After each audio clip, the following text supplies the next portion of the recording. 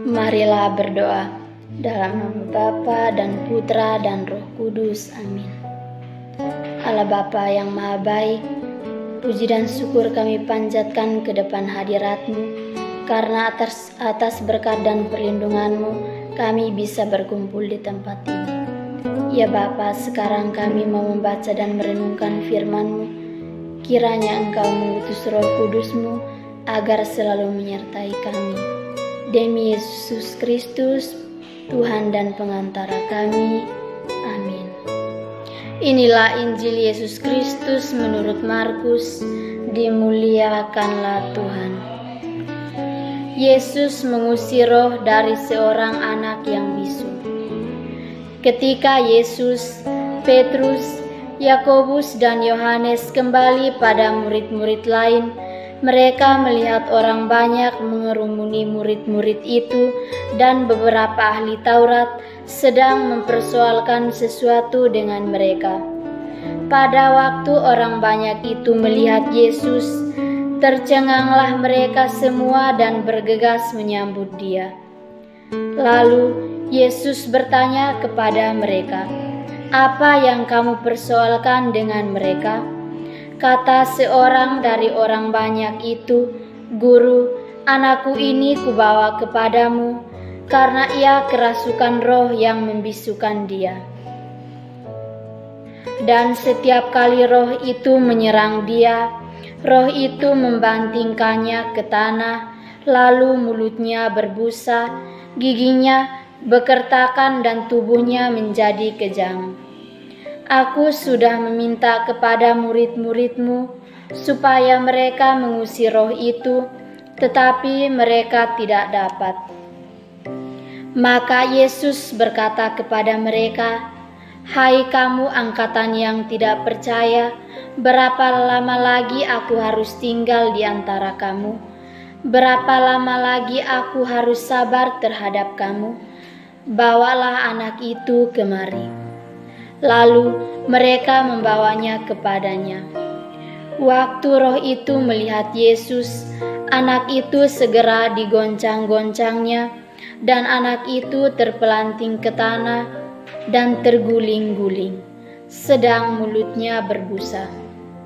Lalu Yesus bertanya kepada ayah anak itu, "Sudah berapa lama ia mengalami ini?" Jawabnya, "Sejak masa kecilnya. Dan seringkali roh itu menyeretnya ke dalam api ataupun ke dalam air untuk membinasakannya. Sebab itu, jika engkau dapat berbuat sesuatu, tolonglah kami dan kasihanilah kami." Jawab Yesus, "Katamu, jika engkau dapat, tidak ada yang mustahil bagi orang yang percaya." Segera ayah anak itu berteriak, "Aku percaya. Tolonglah aku yang tidak percaya ini." Ketika Yesus melihat orang banyak makin datang berkerumun, Ia menegur roh jahat itu dengan keras, katanya, "Hai kau roh yang menyebabkan orang menjadi bisu dan tuli, Aku memerintahkan engkau, keluarlah daripada anak ini dan jangan memasukinya lagi." Lalu keluarlah roh itu sambil berteriak dan menggoncang-goncang anak itu dengan hebatnya. Anak itu kelihatannya seperti orang mati, sehingga banyak orang yang berkata, "Ia sudah mati." Tetapi Yesus memegang tangan anak itu dan membangunkannya, lalu ia bangkit sendiri.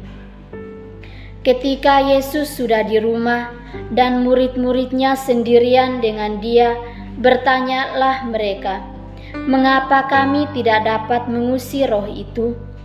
Jawab Yesus kepada mereka, "Jenis ini tidak dapat diusir kecuali dengan berdoa." Demikianlah sabda Tuhan, terpujilah Kristus. Bapak, Ibu, saudara-saudari yang terkasih dalam Kristus Tuhan.